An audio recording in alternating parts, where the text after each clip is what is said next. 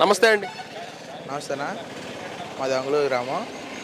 ఇంతవరకు అధికార పార్టీలో ఉన్న నాయకులు కొడాల నాని గారు ఇంతవరకు మా ఊరు వచ్చింది లేదు. గత పంటల్లో మునిగిపోతే ఎక్కడ మునిగిన ఏంటి అని అడిగితే కూడా సమాధానం చెప్పలేం. మాకు ఇంకేం మొహం పెట్టుకుని మా ఊరు వచ్చి ఓట్లు అడుగుతాడు. అసలు రాలేదు ఇప్పుడు దాకా. అసలు ఇంతవరకు మా ఊరు అడుగు పెట్టిన పాపం లేదు. మంత్రి పదవి వచ్చింది కదా, ఏం చేయలేదు అసలు మీకు? ఏంటి చేసేది? ఆ ఇంటి ముందు రోడ్డు వేసుకోలేదు ఇంతవరకు.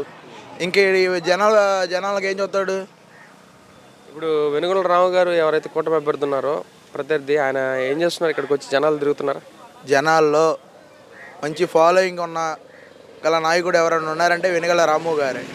గత కాలంలో అప్పుడు సార్ ఇట్ట కాలంలో పుడిగిపోయినాయి సార్ అంటే, నేనున్నా మీకు పార్టీ పరంగా అయితే ఏం కాదు, నేను వ్యక్తిగతంగా చేస్తానని వచ్చి అన్నీ చేసి పెట్టాడు రాము గారు రావి గారు ఇద్దరు కూడా. అయితే ప్రస్తుతం ఈ పరిణామాలు ఏవైతే ఉన్నాయి, 20 ఏళ్ళు చూశారు, తర్వాత మంత్రి పదవి చేశారు, రోడ్లు బాగాలేదు, ఏం లేదు అంటున్నారు. మార్పు వస్తుందా ఈసారి నానిని బంగాళాఖాతంలో దొక్కే అవకాశం వచ్చింది మా అందరికీ.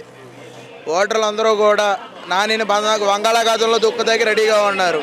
నాని అన్న ఓడు గ్యారెంటీగా ఓడిపోతాకి సిద్ధంగా ఉన్నాడు. దేనికి సిద్ధం? ఓడిపోవడానికి సిద్ధం నాని. ఇది మటుకి పక్క. మా ఊళ్ళోనే 2 వర్గాలుగా తిరుగుతున్నారు ఇప్పుడు. ఇసుక మాఫియా చేస్తున్నారు, ఇసుక దందా చేస్తున్నారు అంటున్నారు. ఎంతవరకు ఉంది అది? ఎంతవరకు నిజం అంటారు? ఇసుక మాఫియా అంటే వీళ్ళ మనుషులే కదా, నాని గారి మనుషులే కదా దోసుకు తినేది. దోసుకునేవాళ్ళు దోసుకుంటానే ఉన్నారు, తినేవాడు తింటానే ఉన్నాడు. ఇప్పుడు మొత్తానికి చూస్తే ఇంకా ఆయన బూతుల మంత్రి, గుడివాడ అంటే బూతుల మంత్రి అనే పేరు వినిపిస్తుంది. ఒక మంత్రి స్థాయిలో ఉండి ఆ విధంగా మాట్లాడడం కరెక్టే? ఆ విధంగా అయితే ఆయన మాట్లాడకూడదు. చదువుకున్న వ్యక్తి అయితే అట్టయితే మాట్లాడు. గేదెలగాడ కాసేవాడు, గొడ్డగాడ కాసేవాడు అయితే అట్ట మాట్లాడతాడు. మనం 10th ఫెయిల్ అయ్యి మనకేం వచ్చు సన్న బియ్యం ఇస్తాను అన్నాడు. ఇంతవరకు సన్న బియ్యం ఇచ్చాడు ఎవడికన్నా? దోసికి తినేసాడు రేషన్ బియ్యం. అదే అంటే ఆడు పంది ఇది అదే అన్నాడు. నమస్తే, నా పేరు చిట్టిబాబు, అంగళూరు. గత 20 సంవత్సరాలుగా కొడాల నాని గారిని ఈ ప్రజలు ఎంతో విశ్వాసంతో ఏదో చేస్తారనే భ్రమలో గెలిపించిన మాట యథార్థం. కానీ కొంతకాలమేమో నేను గెలిచిన ప్రతిపక్షంలో ఉన్న నా వల్ల ఏమవుతుంది అనేది దాటేసి, ఇప్పుడు అధికారంలోనూ ఉండి మినిస్టర్గాను చేసి ఏమాత్రం కాన్స్టిట్యున్సీని పట్టించుకున్న దాఖలాలు. అది జనంలో విపరీతంగా అసంతృప్తితో ఉన్నారు.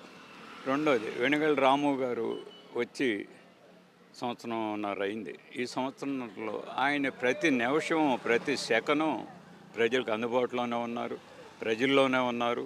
ప్రభుత్వం చేయాల్సిన కొన్ని పనులను కూడా ఆయన సొంత ఖర్చులతో రైతులకు నీళ్లు రానప్పుడు కాలువలతో ఇచ్చారు, ములకలో ఉన్నప్పుడు తూడు తీయించారు, మా ఊళ్ళో నీళ్లు లేవంటే నుయ్యితో ఇచ్చాడు, కొంతమందికి క్యాంపులు పెట్టి జాబ్ మేళాలో ఒక 2500 దాకా జాబులు ఇప్పించారు. అట్లా అనేక మందికి అనేక ఆర్థిక సహాయాలు చేస్తూ నిత్యం ప్రజల్లోనే ఉంటూ ఈయన ఎన్ఆర్ఐ గెలిచినా ఓడిపోయినా అమెరికా వెళ్ళిపోతాడు అనేది ఒకటి ఫేక్ ప్రచారం చేస్తున్నారు. దానికి నేను చెప్పేది ఒకటే, ఈయన గుడివాడలో ఉన్నంత మాత్రాన్ని 5 ఏళ్లలో ఏనాడు ప్రజలకు అందుబాటులో లేడు. ఈయన వచ్చిన సంవత్సరంన్నరలో ఏనాడు ప్రజల్లోంచి దూరంగా జరగల.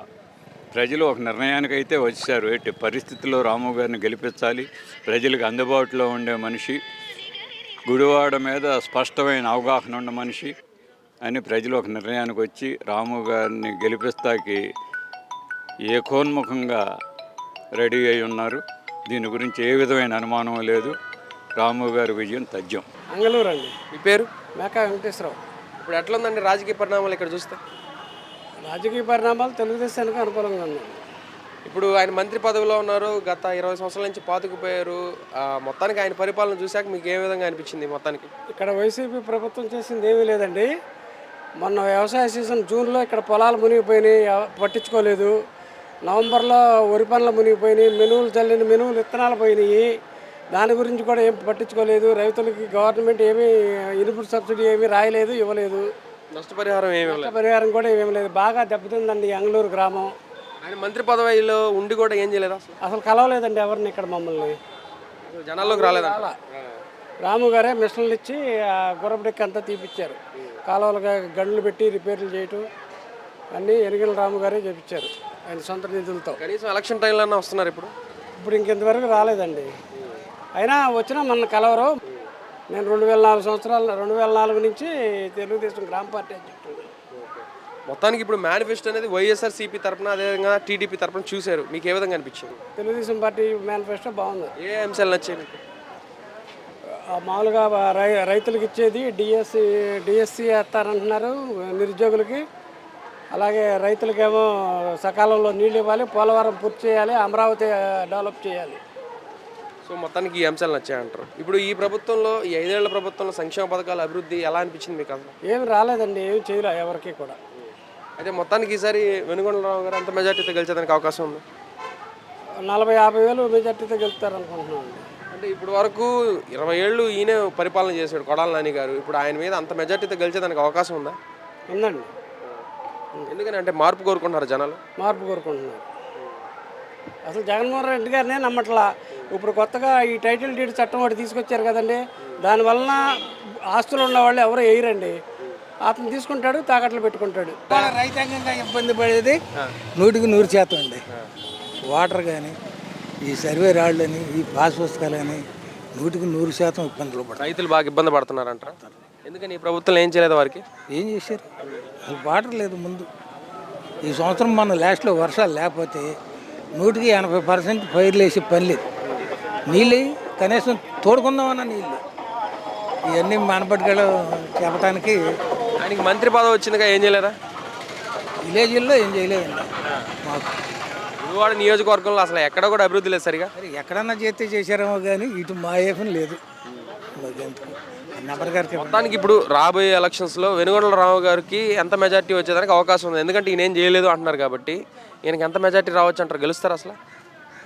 100% గెలుస్తారు. ఏం చేశారండి జనాల్లో తిరిగి ఇప్పుడు వరకు వెనుగొండరావు గారు ఏం చేశారు అసలు? ఆయన వచ్చింది కొద్ది కాలం, ఏదో ఊళ్ళోకి రావటం, పలకరించడం, జనాలని రైతాంగం ఆదుకోవడం. ఇప్పుడు మొన్న పొక్లేని లేకపోతే లేదు సీను. ఇప్పుడు అలాంటి చిన్న చిన్న పనులు వచ్చిన వరకు ఆయన చేయగలిగాడు, చేశాడు. దానికి ఓకే అనుకున్నారు. మేనిఫెస్టో చూసారా? వైఎస్ఆర్సీపీది, టీడీపీది. టీడీపీ తరపునేమో బస్సులు ఫ్రీ, మహిళా శక్తి కింద నెల 1500 ఇట్లా చాలా ఉన్నాయి. ఇక్కడ చూస్తే గతంలోనే కొంచెం అటు ఇటు మెరుగు చేశారు. మొత్తానికి మీ అభిప్రాయం ఏమంటారు? అసలు మెరుగు చేసింది అని గౌరవించి కాదు, అది ఉండేది కుళ్ళిపోవడం. ముందు ఆ కుళ్ళిపోయేదాన్ని ఒట్టినేసుకుందామని ఒక మాటలో చెప్పాలేంటి. రైతాంగంగా చాలా ఇబ్బందులు. ఈసారి మార్పు వస్తుంది అంటారు. అయితే మొత్తానికి కొడాల నాని గారు మంత్రి పదవి వచ్చినా కూడా ఆయన మార్పు రాకపోతే లేదు. మార్పు రాకపోతే అసలు ఇక మాట్లాడే దానమే లేదు.